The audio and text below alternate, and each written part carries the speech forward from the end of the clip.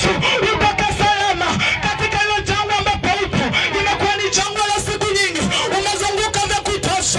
Ya mwanaume Yesu amekuja mahali hapa, anasema geuka mtazame.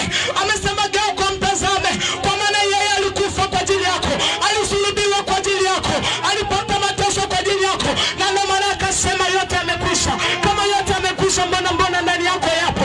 Mbona bado yanakutesa? Yanakutesa kwa sababu hujampata, yanakutesa kwa sababu hujamtazama. Hakuna aliyemtazama Yesu akabaki kama alivyo.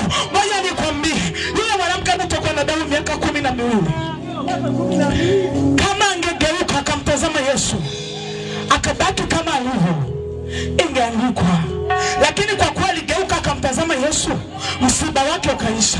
Yesu katika msiba unaopitia, jioni leo unachotakiwa kufanya, geuka mtazame Yesu. Yeye aenda kukomesha teso lako. Yamkini ulizo jambazi zinakusumbua. Kama Sauli aliweza kugeuka akamtazama Yesu, akaweza kutoka katika hali ya ujambazi, na yeye akawa anamwibia sasa shetani, watu analeta kwa Yesu. Hata